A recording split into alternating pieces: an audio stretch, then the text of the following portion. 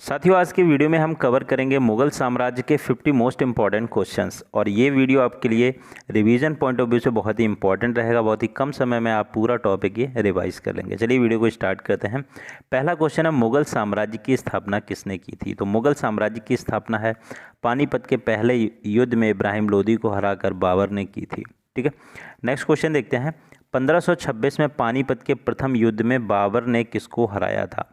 तो पानीपत के प्रथम युद्ध में बाबर ने किसको हराया था? तो बाबर ने हराया था पानीपत के प्रथम युद्ध में इब्राहिम लोदी को। लोदी या लोधी कई जगह लिखा होता है, और ये 1526 में हुआ था, ये भी आपको याद रखना है।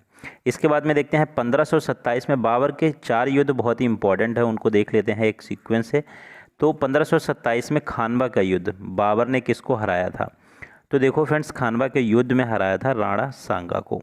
ठीक है, इसके बाद में देखते हैं थर्ड, देखते हैं 1528 में चंदेरी की युद्ध में बाबर ने किसको हराया था? तो चंदेरी के युद्ध में बाबर ने हराया था मेदिनी राय को। ठीक है, नेक्स्ट देखते हैं 1529 में घाघरा के युद्ध में बाबर ने किसको हराया था? तो घाघरा के युद्ध में हराया था बाबर ने अफगानों को। ठीक है, अब ये चारों को याद कैसे रखेंगे? देखो 1526 में तो हुआ था, मतलब पानीपत का युद्ध हुआ था 1526 में, ये तो सबको पता होगा। 27 में हुआ था पानी, देखो ट्रिक यह है, पानी पिया, खाना खाया, और उसके बाद पानी पीते हैं सबसे पहले, कोई मेहमान आता है, उसके बाद क्या करते हैं? खाना खाते हैं, और खाना खाने के बाद क्या है? फिर चाय पीते हैं, उसके बाद फिर घर जाते हैं अपने। तो देखो खाना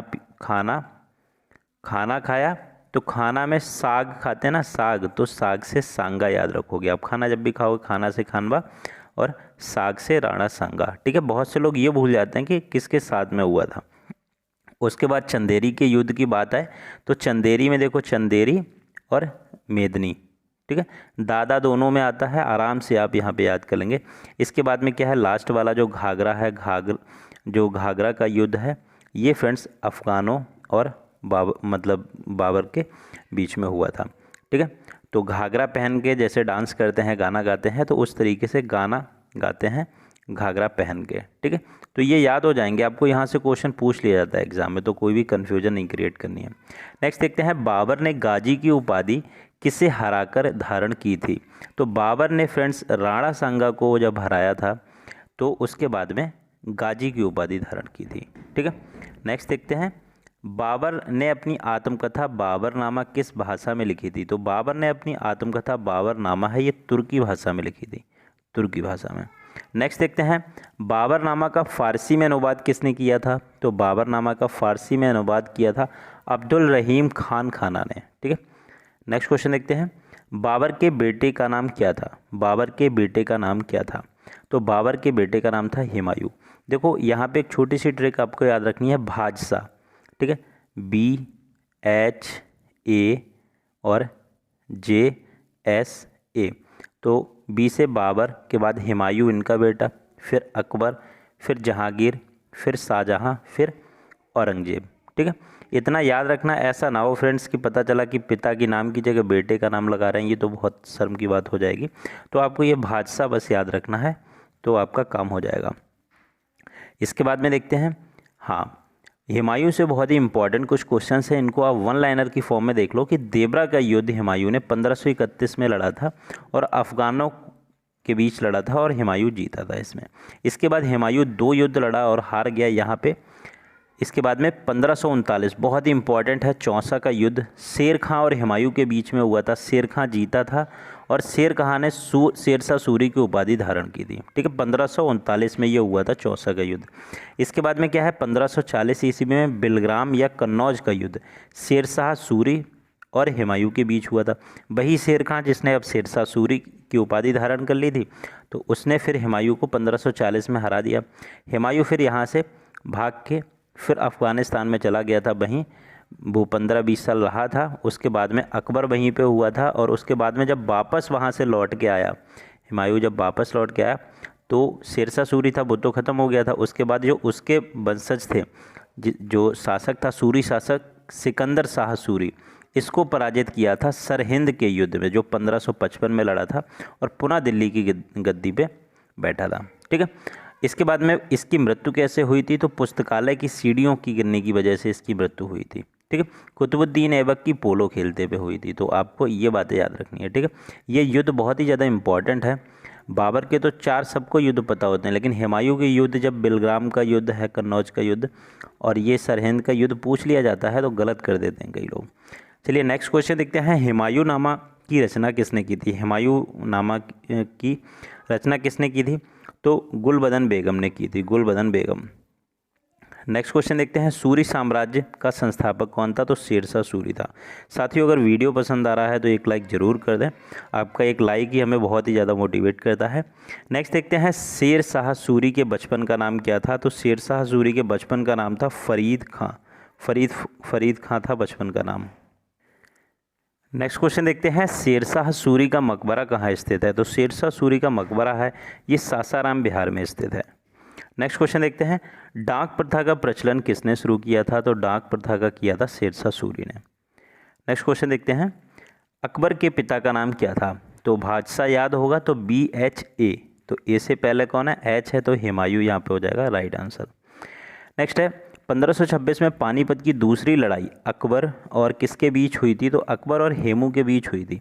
अकबर की उम्र कम थी उस समय, तो अकबर का जो संरक्षक था बैरम खां, तो वो युद्ध मतलब उसके नेतृत्व में युद्ध लड़ा गया था और फ्रेंड्स यहाँ पे अकबर की सेना की विजय हुई थी। नेक्स्ट है, दीन-ए इलाही धर्म का प्रधान पुरोहित कौन था? मोस्ट इंपॉर्टेंट क्वेश्चन है ये, अकबर था दीन-ए इलाही धर्म का प्रधान पुरोहित। नेक्स्ट है, अकबर के दरबार का प्रसिद्ध संगीतकार कौन था? तो प्रसिद्ध संगीतकार अकबर के दरबार का था तानसेन। नेक्स्ट क्वेश्चन देखते हैं, दास प्रथा का अंत किसने किया था? तो अकबर ने दास प्रथा का अंत किया था। नेक्स्ट क्वेश्चन देखते हैं, नेक्स्ट क्वेश्चन है, फतेहपुर सीकरी की स्थापना किसने की थी? तो फतेहपुर सीकरी की स्थापना भी अकबर ने की थी, जो आगरा में स्थित है। नेक्स्ट देखते हैं, अकबर के समकालीन प्रसिद्ध सूफी संत कौन थे? तो अकबर के समकालीन प्रसिद्ध सूफी संत थे शेख सलीम चिश्ती, इसीलिए अकबर ने अपने बेटे का नाम सलीम रखा था इन्हीं के नाम पे, ठीक है, सलीम रखा था, सलीम या जिसका नाम जहांगीर था। नेक्स्ट है, अकबरनामा ग्रंथ की रचना किसने की? मोस्ट इंपॉर्टेंट क्वेश्चन है, अबुल फजल ने की थी अकबरनामा की रचना। नेक्स्ट क्वेश्चन है, अकबर के काल को किसका स्वर्ण काल कहा जाता है? किसका? तो हिंदी साहित्य का स्वर्ण काल कहा जाता है अकबर के काल को। देखो 3 बातें यहाँ पे याद रखनी है, तीनों को आप ध्यान से देखते रहिए। अकबर के काल को कहा जाता है हिंदी साहित्य का स्वर्ण काल। बुलंद दरवाज़ा कहाँ स्थित है? तो फतेहपुर सीकरी आगरा में स्थित है बुलंद दरवाज़ा। नेक्स्ट देखते हैं, मुगलों की राजकीय भाषा क्या थी? तो मुगलों की राजकीय भाषा फारसी थी, ठीक है, लेकिन बाबरनामा का जो बाबरनामा जो बाबर ने लिखी थी वो तुर्की में लिखी थी। नेक्स्ट है, अकबर कौन सा वाद्य यंत्र बजाते थे? तो अकबर कौन सा बजाता था? नगाड़ा बजाता था। नेक्स्ट देखते हैं, जहांगीर के पिता का नाम क्या था? तो जहांगीर के पिता का नाम क्या था? अकबर था। जहांगीर का नाम सलीम भी था। न्याय की जंजीर के लिए कौन याद किया जाता है? तो न्याय की जंजीर के लिए जहांगीर याद किया जाता है। एक ऐसी जंजीर थी जहाँ पे ये अपने महल में जहांगीर रहता था, तो वहाँ पे कोई किसी को भी कोई दिक्कत हो वो जंजीर से घंटा बजा के वहाँ सीधे राजा से कांटेक्ट कर सकता था, ठीक है, इसके लिए ये फेमस था। नेक्स्ट है, सिखों के 5वें गुरु अर्जुन देव को फांसी पर किसने चढ़ाया, फांसी पे किसने चढ़वाया था? तो जहांगीर ने चढ़वाया था। तो जहांगीर का जो बड़ा बेटा था उसने जहांगीर के खिलाफ ही विद्रोह कर दिया था, और जिसमें सिखों के 5वें गुरु ने उनकी उसकी मदद की थी। तो इस गुस्से में क्या किया कि अर्जुन देव को फांसी पर चढ़वा दिया था। नेक्स्ट है, जहांगीर के समय को किसका स्वर्ण काल कहा जाता है? तो जहांगीर के समय को चित्रकला का स्वर्ण काल कहा जाता है। जहांगीर चित्रकला में बहुत ही ज़्यादा हुनरमंद था। जहांगीर ये कहता था कि अगर कोई भी चित्र बना है, अगर किसी ने आंखें बनाई हैं, किसी ने भौवें बनाई हैं, किसी ने कान बनाया है, तो जहांगीर देख के बता देगा कि ये किसने बनाया है और ये दूसरे ने बनाया है, ये किसी और ने बनाया है।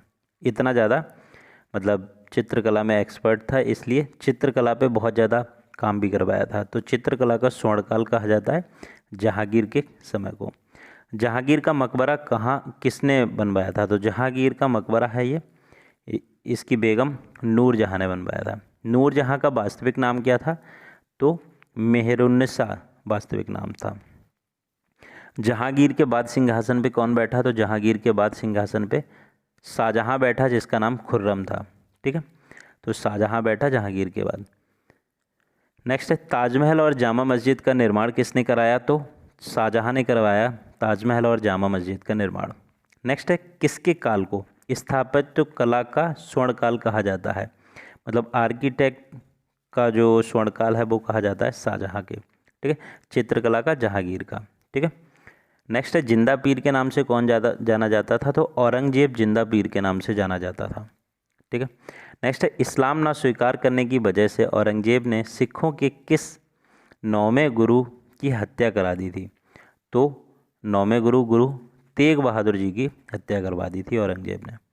नेक्स्ट है औरंगजेब ने बीवी का मकबरा का निर्माण कहाँ कराया था? तो औरंगाबाद महाराष्ट्र में कराया था, जो ताजमहल की तरह ही दिखता है। नेक्स्ट है औरंगजेब कौन सा वाद्य यंत्र बजाने में निपुण था? तो औरंगजेब बीड़ा बजाने में निपुण था। नेक्स्ट क्वेश्चन है मराठा साम्राज्य का संस्थापक कौन था? तो मराठा साम्राज्य का संस्थापक था शिवाजी। तो आई होप फ्रेंड्स वीडियो आपके लिए हेल्पफुल लगा होगा। अगर हेल्पफुल लगा है तो इसी टाइप की महत्वपूर्ण वीडियोस के लिए चैनल को जरूर सब्सक्राइब कर लें और वीडियो को अपने दोस्तों के साथ शेयर करें। वीडियो देखने के लिए आपको बहुत बहुत धन्यवाद।